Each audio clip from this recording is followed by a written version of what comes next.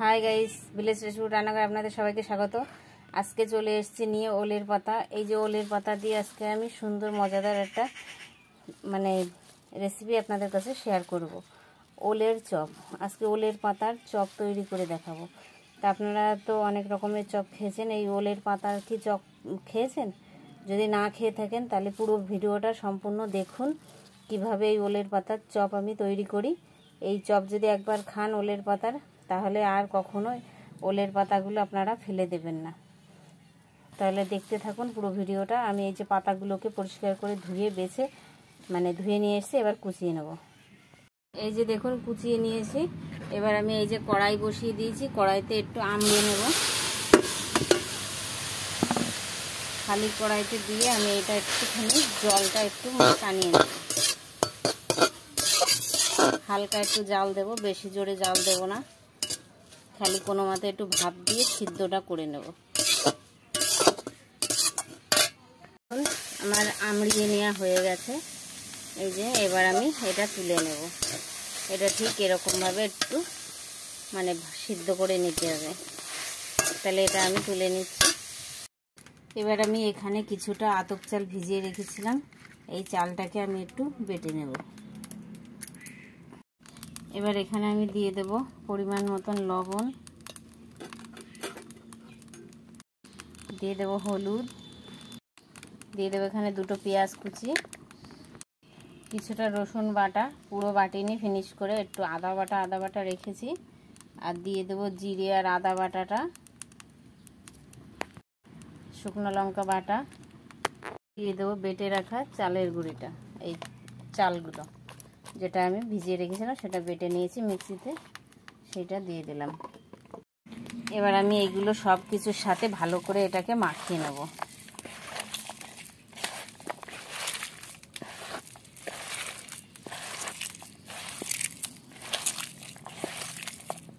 এইভাবে ভালো করে মাখিয়ে নিতে হবে। এখানে আপনারা বেসন দিয়েও বানাতে পারেন। চালের গুঁড়িটা দিলে কি হয়, একটু ভালো হয়, আরও মুচমুচে হয়, খেতেও ভালো লাগে। সেই জন্য আমি এখানে চালের গুঁড়ি দিলাম। আপনাদের কাছে চালের গুঁড়ি না থাকলে ময়দা কিংবা বেসন দিয়েও বানাতে পারেন, তাতে জিনিসটা কি একটু নরম হবে।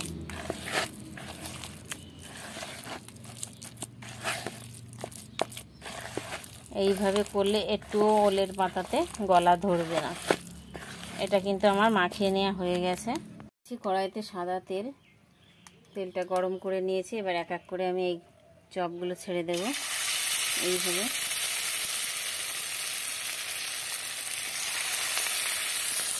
আমি এগুলো উল্টিয়ে নেব।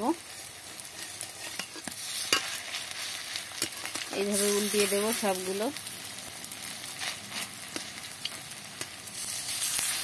এটা খেতে যা দারুণ লাগে না, সকাল বিকালে টিফিনেও কিন্তু এটা বানিয়ে ফেলতে পারেন, চায়ের সাথেও কিন্তু তৈরি করে খেতে পারেন।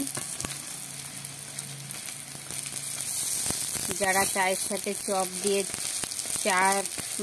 চা টিফিন করেন, আপনারা এটা কিন্তু চায়ের সাথে সকাল বিকালে বানিয়ে নিতে পারেন।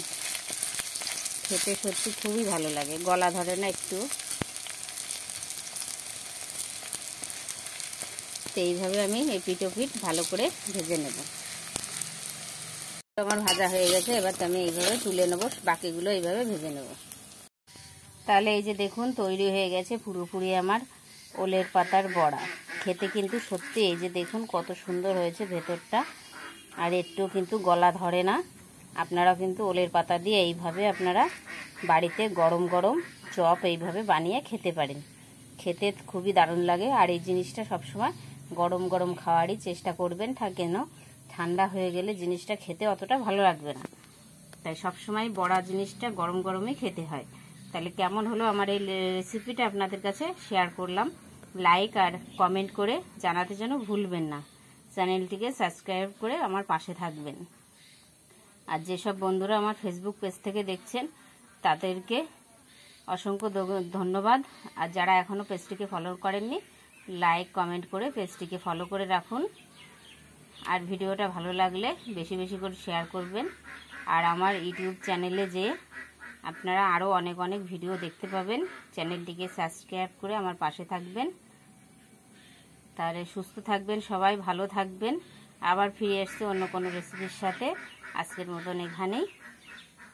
আর এটা কেমন হলো আমাকে কিন্তু কমেন্ট করে জানাতে ভুলবেন না যে আমার এই রেসিপিটা কেমন হলো আপনাদের কাছে।